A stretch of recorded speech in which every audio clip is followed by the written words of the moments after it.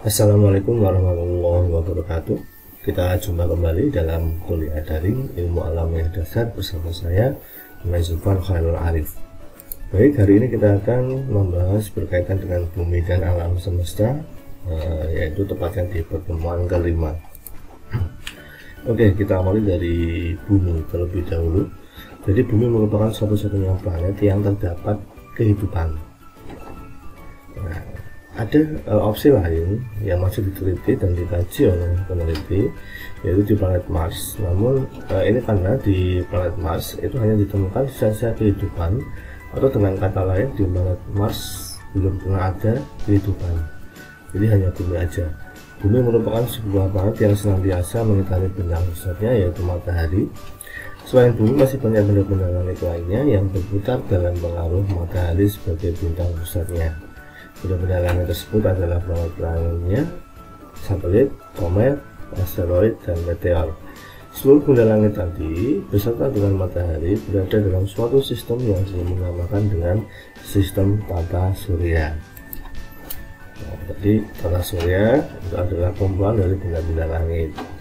Yang pertama ada matahari sebagai pusatnya. Matahari di sini merupakan salah satu bintang yang letaknya paling dekat dengan bumi.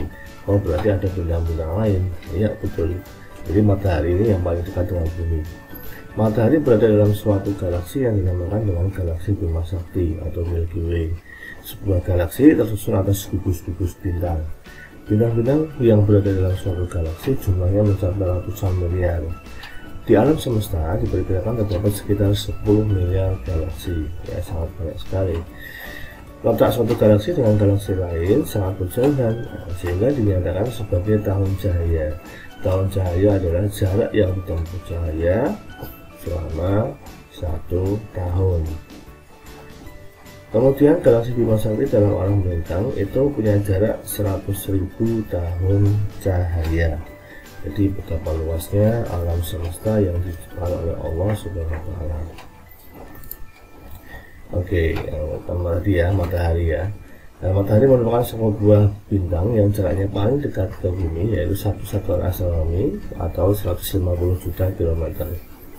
Matahari berbentuk bola gas pijar yang tersusun atas gas H2 di dalam hidrogen dan gas He, helium. Matahari mempunyai diameter 1,4 km, di mana suhu permukaannya mencapai 6000 Kelvin. Matahari merupakan sumber energi utama bagi planet bumi, sehingga berbagai proses fisik dan biologi dapat berlangsung. Energi yang tersimpan atau dipancarkan oleh matahari dibentuk di bagian dalam matahari melalui reaksi inti. Energi yang dipancarkan oleh matahari ke bumi dalam bentuk radiasi gelombang elektromagnetik. Kita tahu bahwa radiasi gelombang elektromagnetik tidak memerlukan medium, jadi sehingga cahaya matahari bisa menembus ruang angkasa, di mana di ruang angkasa tidak ada udara. Benda langit yang kedua adalah planet. Berbeda dengan bintang atau matahari salah satunya tadi ya, benda langit yang mampu memancarkan cahaya sendiri. Kalau planet, benda langit yang tidak mempunyai cahaya sendiri. Planet senantiasa berputar mengelilingi matahari sebagai bintang pusatnya pada orbitnya masing-masing. Planet-planet yang berada dalam sistem tata surya ada Merkurius, Venus, Bumi, Mars, Jupiter, Saturnus, Uranus, dan Neptunus. Kemanakah Pluto? Pada bulan Agustus 2006, dalam konferensi internasional Astronomical Union di Praha, Ceko, Pluto diputuskan dikeluarkan dari daftar planet dalam sistem tata surya kita, karena Pluto mempunyai karakteristik yang berbeda atau menyimpang jika dibandingkan dengan planet-planet lainnya. Beberapa karakteristik yang dimiliki Pluto sehingga Pluto dikeluarkan dari daftar planet dalam tata surya kita adalah karena ukurannya yang relatif kecil, sehingga tidak memiliki gravitasi yang cukup kuat untuk membentuk dirinya menjadi bulat. Kemudian tidak memiliki orbit yang jelas yang berbeda dengan orbit objek benda langit lainnya, sehingga orbitnya memungkinkan tumpang tindih dengan orbit planet Neptunus. Di sini tumpang tindih bukan berarti nanti ada kemungkinan tabrakan, bukan, tapi tumpang tindih memang ini agak memotong, cuma berbeda periode revolusinya. periode ketika dia mengelilingi matahari, sehingga tidak akan saling bertumbukan. Nah, ini gambaran dari matahari, kemudian bulan dan planet-planet yang ada di sistem tata surya kita, yang diambil dari penginderaan jauh lewat satelit. Kemudian para astronom mengelompokkan planet-planet dalam sistem tata surya dengan beberapa cara. Hal tersebut dilakukannya untuk memudahkan dalam mempelajari. Adapun cara pengelompokannya, yang pertama adalah berdasarkan jarak. Kalau berdasarkan jarak, planet dibagi jadi dua, yaitu planet dalam dan planet luar. Planet dalam atau planet inferior merupakan planet-planet yang jaraknya lebih kecil atau sama dengan satu satuan astronomi. Jadi batasnya adalah bumi. Planet yang termasuk planet dalam adalah Merkurius, Venus, dan bumi. Kemudian planet luar atau superior merupakan planet-planet yang jaraknya lebih besar dari satu satuan astronomi. Planet-planet tersebut adalah Mars, Jupiter, Saturnus, Uranus, dan Neptunus. Jadi di sini secara kasarnya batasnya adalah bumi. Kemudian yang kedua, berdasarkan sifat fisiknya. Ada dua juga, yaitu planet terestrial dan planet Jovian. Planet terestrial merupakan planet-planet yang memiliki sifat kebumian, baik ukuran, massa jenis, maupun komposisi kimianya mirip dengan bumi. Planet-planet yang termasuk planet terestrial adalah ada Merkurius, Venus, bumi, dan Mars. Ini planet-planet yang memiliki sifat yang hampir mirip atau hampir sama. Kemudian planet Jovian merupakan planet-planet yang tidak memiliki sifat kebumian. Planet-planet yang termasuk dalam kelompok planet Jovian mempunyai massa jenis yang relatif lebih kecil karena tersusun dari gas-gas. Ya, berbeda dengan bumi yang berbentuk padatan tanah, ya kan. Tapi kalau yang besar-besar itu tersusun atas gas-gas. Planet-planet yang termasuk planet Jovian adalah Jupiter, Saturnus, Uranus, dan Neptunus. Kemudian benda langit lainnya ada satelit. Jadi satelit di sini adalah benda langit pengiring planet. Satelit senantiasa mengiringi dan berputar terhadap planet pusatnya. Tapi juga dia bergerak bersama-sama dengan yang diiringi, berputar mengelilingi matahari. Jadi berdasarkan cara terbentuknya, satelit ada dua, yaitu satelit alam dan satelit buatan. Satelit alam merupakan satelit yang terbentuk karena adanya peristiwa alam bersamaan dengan terbentuknya planet. Contohnya adalah bulan sebagai satelit alam bumi. Kemudian satelit buatan merupakan satelit yang dibuat oleh manusia yang digunakan untuk tujuan tertentu, bisa untuk cuaca, komunikasi, ataupun spionase atau mata-mata. Dulu kita pernah memiliki satelit Palapa yang digunakan untuk tujuan komunikasi. Kemudian pada umumnya planet-planet dalam sistem tata surya mempunyai beberapa satelit yang senantiasa mengelilinginya. Hanya planet Merkurius dan planet Venus yang tidak memiliki satelit. Jadi dua planet dekat matahari itu tidak punya satelit. Nah, ini jumlah satelit yang dimiliki oleh masing-masing planet. Bumi punya 1, Mars 2, Jupiter 17, Saturnus 18, Uranus 15, dan Neptunus ada 8. Selanjutnya ada asteroid. Asteroid merupakan benda langit seperti planet, tetapi ukurannya lebih kecil, sangat kecil. Oleh karena itu, asteroid dinamakan juga dengan planet minor atau planetoid. Asteroid mengisi ruangan yang berada di antara Mars dan Jupiter. Di dalam sistem tata surya kita diperkirakan terdapat 100.000 buah planetoid yang ukurannya antara 2 sampai 750 km persegi, di mana yang paling besar adalah Ceres, yaitu punya ukuran 750 km persegi. Asteroid tersebut senantiasa berevolusi mengelilingi matahari dengan lintasan terletak di antara planet Mars dan planet Jupiter, sehingga membentuk sabuk asteroid atau asteroid belt ya. Ini seperti ini. Jadi asteroid tadi itu punya orbit di antara Mars dengan Jupiter. Kemudian dia berkumpul, ini seolah-olah menjadi sabuk asteroid di antara orbit Mars dan orbit Jupiter. Kemudian benda langit lainnya ada komet. Komet dinamakan juga dengan bintang berekor, merupakan benda langit yang garis edarnya atau orbitnya sangat lonjong, sehingga jaraknya ke matahari kadang-kadang jauh sekali, tetapi pada suatu saat dapat dekat sekali. Wujud komet tersusun dari kristal-kristal es yang rapuh sehingga mudah terlepas dari badannya.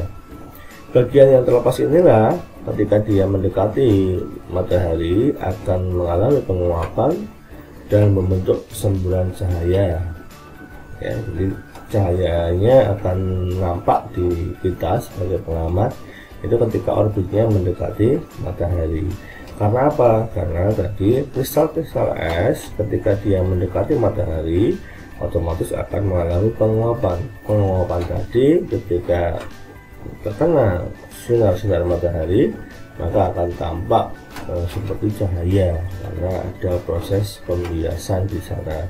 Ketika sinar matahari menembus atau mengenai uap-uap air di sekitar komet, sehingga nampak di kita adalah cahaya atau ekornya. Kemudian ada meteor, benda-benda langit yang sangat kecil yang mengisi ruang di antara suatu planet dengan planet lainnya. Karena matahari-matahari antar planet ukurannya sangat kecil, maka benda-benda langit tersebut mudah terperangkap ke dalam medan gravitasi planet yang mempengaruhinya. Selanjutnya, jika pengaruh gravitasi yang ditimbulkan planet terhadapnya cukup kuat, maka benda-benda langit tersebut akan ditarik oleh planet yang bersangkutan. Yang termasuk dalam kategori matahari antar planet adalah meteorit atau bintang jatuh. Ya, jadi ini bintang jatuh ini adalah istilah yang digunakan oleh banyak orang. Ya, tapi dia bukan bintang. Itu adalah meteor yang tertarik karena adanya gaya gravitasi, misalkan di bumi ya. Jadi ada gaya gravitasi antara meteor dengan bumi sehingga tertarik ke bumi. Nah, ini adalah meteor. Jadi ketika meteor itu tertarik ke bumi, maka dia ketika melewati lapisan atmosfer akan mengalami gesekan udara sehingga akan membakar meteor. Jika ukurannya kecil, maka dia akan terbakar habis di atmosfer. Tapi ketika meteor yang mendekat ke bumi itu ukurannya agak besar, ada sisa, jadi tidak terbakar habis, ada sisanya. Sisa tadi jatuh ke bumi, bisa jadi seperti itu. Kemudian karakteristik secara lebih detailnya dari bagi benda-benda langit tadi. Yang pertama ada matahari, punya diameter 109 kali diameter bumi, masanya 333.000 kali massa bumi, dimana dalam sistem tata surya matahari punya persentase massa 99,85, sedangkan sisanya merupakan persentase massa untuk planet, satelit alam, komet, asteroid, meteorit, dan zat antar planet lainnya. Oleh karena itulah matahari merupakan pusat peredaran dalam sistem tata surya. Jadi ada teori tentang heliosentris sama geosentris. Kenapa kok matahari ditetapkan sebagai pusatnya? Ini tidak terlepas dari persentase massanya yang 99,85%, maka dia dianggap sebagai pusatnya karena paling berat massanya, sehingga yang lain mengitarinya. Jadi itu salah satu alasan atau teori dibalik teori heliosentris atau matahari sebagai pusat tata surya. Matahari merupakan sumber energi bagi bumi. Energi yang berasal dari matahari merupakan hasil reaksi fusi. Reaksi atom-atom hidrogen bergabung dengan atom helium disertai dengan timbulnya energi yang besar sekali. Suhu di dalam inti mencapai 14 juta derajat Celcius, sedangkan di permukaannya antara 5.000 sampai 6.000 derajat Celcius. Nah, Suhu yang panas ini yang menyebabkan matahari mampu menghasilkan cahaya sendiri. Kita ketahui kalau ada besi kalian panaskan, maka dia akan nampak menyala merah ya. Jadi kalau semakin panas suhu, maka semakin dia mampu untuk menghasilkan cahaya sendiri. Kemudian pada matahari sering terjadi berbagai macam gangguan, diantaranya ada granulasi, fotosfer, sunspot, flare, protuberans, spikula, dan prominensa. Granulasi fotosfer merupakan semburan api yang menggumpal dan dapat dilihat dari bumi karena ukurannya mencapai 1600 km. Sunspot, noda-noda matahari, merupakan daerah-daerah yang suhunya lebih rendah dari suhu sekitarnya, sekitar 1500 derajat Celcius. Kemudian ada flare, letupan bercahaya terang yang menyemburkan partikel bermuatan listrik. Aliran partikel ini disebut juga dengan angin matahari. Kemudian ada protuberans, lida-lida api yang ditimbulkan akibat ledakan yang terjadi pada permukaan fotosfer. Ledakan protuberans yang besar dapat mencapai 175.000 km. Spikula, pancaran gas yang terjadi dalam kromosfer, dan prominensa, awan gas bercahaya di dalam korona. Korona adalah salah satu lapisan di matahari. Prominensa terjadi karena adanya aliran gas hidrogen yang terpancar dari permukaan matahari yang dapat mencapai beberapa ratus ribu kilometer. Kemudian planet yang pertama dekat dengan bumi ada Merkurius. Ini jaraknya adalah 0,39 SA, satuan astronomi. Suhu di siang hari mencapai 4270 derajat Celcius dan di malam hari sangat dingin, yaitu negatif atau minus 1700 derajat Celcius. Merkurius mempunyai eksentrisitas yang besar. Jadi apa itu eksentrisitas? Eksentrisitas adalah kelonjongan atau kepipihan lintasan elips yang dimiliki oleh masing-masing planet pada saat berputar mengelilingi matahari. Semakin besar eksentrisitas yang dimiliki oleh suatu planet, lintasan orbitnya akan semakin pipih. Jadi lintasan orbit suatu planet itu tidak bulat tapi lonjong, elips ya, seperti ya gampangannya seperti bentuk telur. Nah, eksentrisitas Merkurius yaitu 0,206. Perbedaan jarak terjauh matahari ke matahari apelion dengan jarak terdekat ke matahari perihelion itu sebesar 22 juta kilometer. Merkurius tidak memiliki atmosfer, oleh karena hal tersebut langit Merkurius berwarna hitam, apalagi jaraknya yang dekat dengan matahari.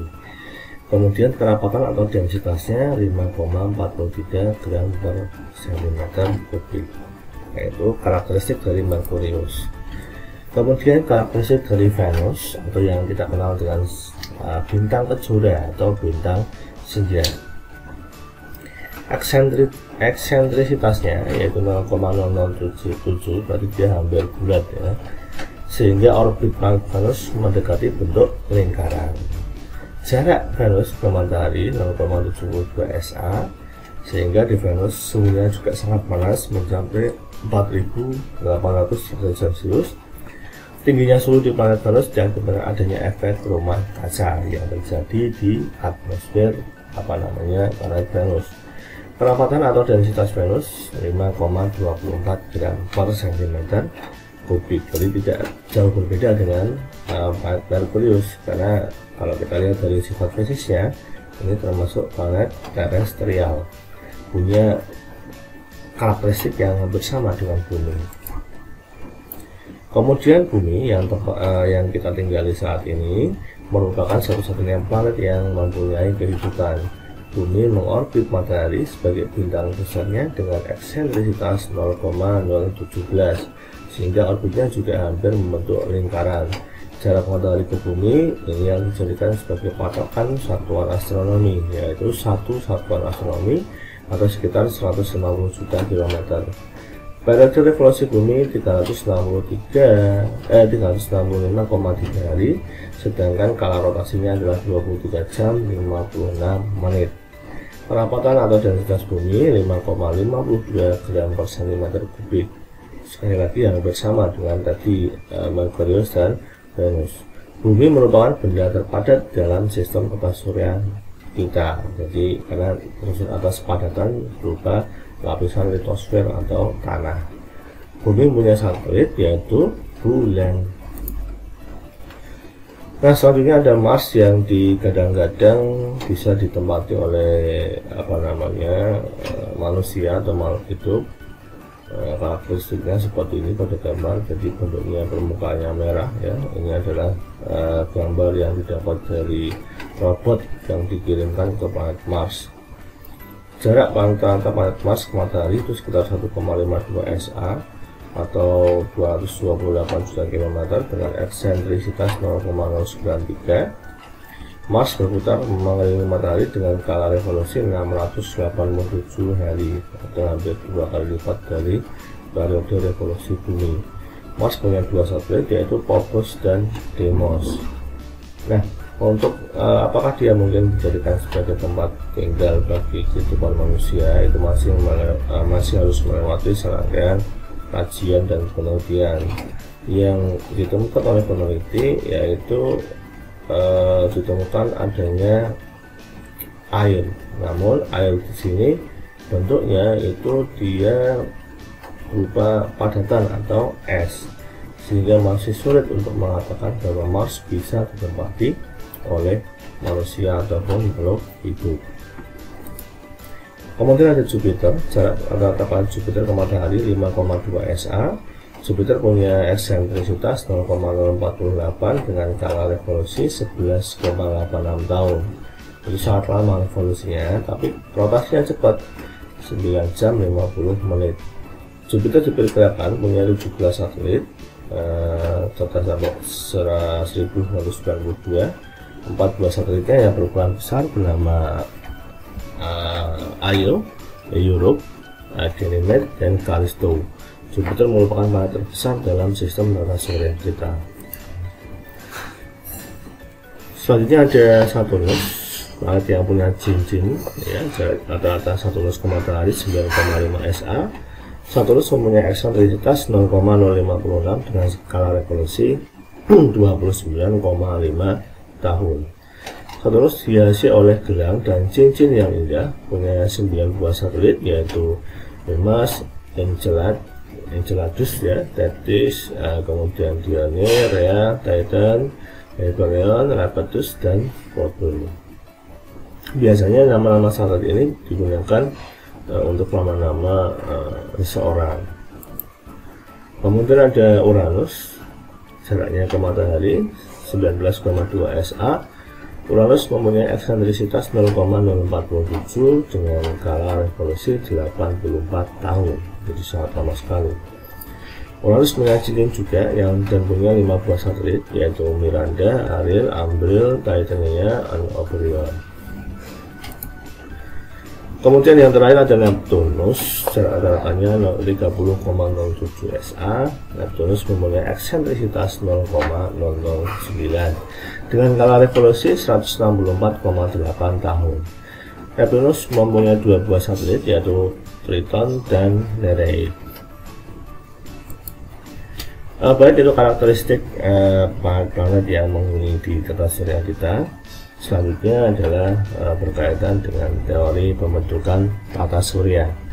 Ada beberapa teori yang dikemukakan oleh para ilmuwan, namun hari ini kita gunakan untuk pembelajaran saja ya. Yang kita yakini adalah semuanya ini sudah diciptakan oleh kehendak dari Allah Subhanahu wa Ta'ala. Yang pertama ada teori bintang kembar. Ada 2 bintang yang relatif berdekatan, kemudian salah satu bintangnya akan meledak. Pecahan dari bintang yang meledak menjadi planet satelit, dan sedangkan bintang yang tidak meledak menjadi bintang pusat ataupun matahari. Jadi gambarnya seperti itu.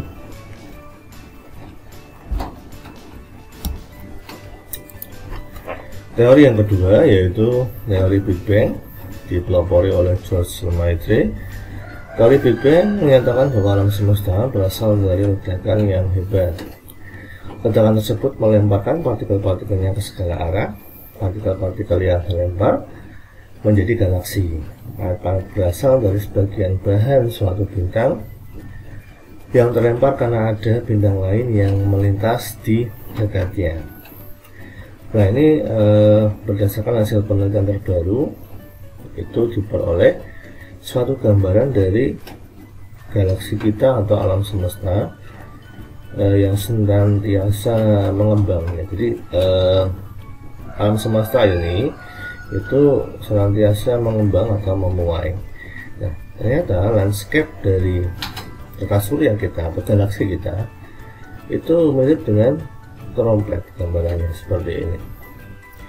Jadi dengan kata lain ada sinkronan antara di Al-Quran dengan fakta di sesungguhnya. Jadi ketika gambarnya mirip dengan trompet seperti ini, ketika nanti di akhir zaman ketika ditiupkan sangkakala, maka akan meluluh-lantakkan ya yang ada di bagian depan karena adanya aliran udara, gambarannya seperti itu. Jadi akan menghancurkan seluruh bagian yang ada di dalam trompet ini. Nah, itu gambaran dari mungkin nanti di akhir zaman atau dari kiamat kelak kalau kita dekati dengan ilmu pengetahuan. Nah, itu teori Big Bang. Kemudian teori yang ketiga ada teori kabut atau nebula, dipelopori oleh Kahn dan Laplace. Teori kabut atau nebula menyatakan bahwa tata surya yang mulanya merupakan awan gas dan debu yang terdiri dari gas helium dan hidrogen, kemudian bagian tengah terjadi pemampatan, kemudian menyusut sambil berputar. Putarannya mula-mula lambat, kemudian semakin cepat dan semakin cepat lagi. Akibat putaran yang semakin cepat tersebut, bentuknya menjadi bulat pipih seperti cakram. Selanjutnya, sebagian bahan pada bagian tepinya akan terlempar. Bagian bahan yang terlempar menjadi planet-planet, sedangkan intinya menjadi matahari. Yang keempat ada teori pasang surut. Ini dipelopori oleh James dan Jeffrey. Teori ini menyatakan bahwa pada saat sebelum terbentuk sistem tata surya, terdapat suatu bintang yang melintasi bintang lain yang lebih besar. Akibatnya ada sebagian partikel atau bahan dari bintang pertama yang terlempar karena pengaruh gaya tarik bintang yang besar. Partikel bintang yang terlempar menjadi planet-planet, sedangkan intinya menjadi matahari. Yang kelima ada teori planetesimal, dipelopori oleh Moulton dan Chamberlain. Teori ini hampir sama dengan teori yang dikemukakan oleh Kahn dan Laplace. Perbedaannya, teori planetesimal mengatakan bahwa di dalam kabut atau nebula terdapat material padat yang dinamakan dengan planetesimal. Planetesimal itulah yang nantinya menjadi planet-planet. Kemudian ada teori protoplanet. Teori ini mirip dengan teori nebula yang dikemukakan oleh Kahn dan Laplace. Perbedaannya adalah teori ini mengatakan bahwa di sekitar bintang pusat atau matahari terdapat kabut gas yang membentuk gumpalan-gumpalan. Selanjutnya, gumpalan-gumpalan tersebut memadat dan berubah menjadi planet-planet. Nah, gambarnya seperti ini, dari proses A berputar ya kan, dari kabut gas, kemudian ada yang memadat, gumpalan-gumpalan tadilah itu yang menjadi planet-planet seperti gambar yang terakhir.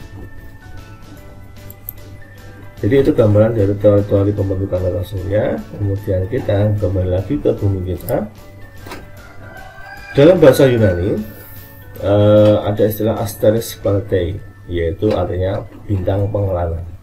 Karena planet dari waktu ke waktu terlihat berkelana atau berpindah-pindah dari rasi bintang ke satu ke rasi bintang yang lain. Perpindahan ini pada masa sekarang dapat dipahami karena planet beredar mengelilingi matahari. Bumi adalah planet yang mengelilingi matahari, dimana untuk bumi karakteristiknya ini akan kita bahas lebih dalam lagi.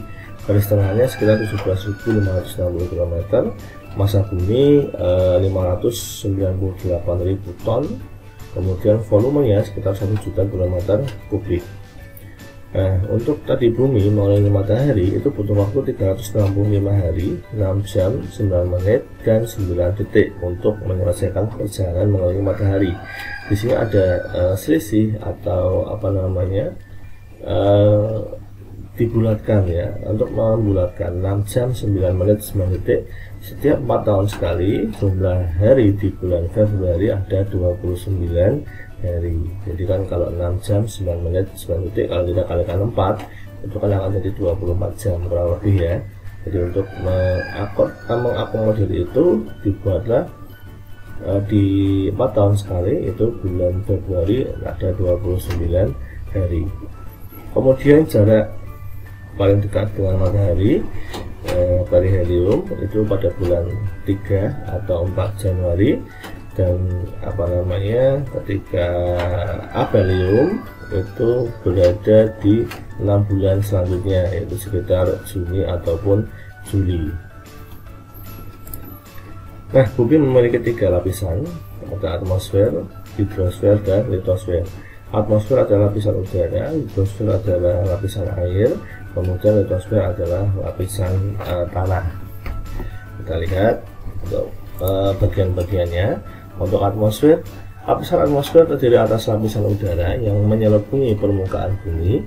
Atmosfer di sini memiliki ketebalan sampai 31 km.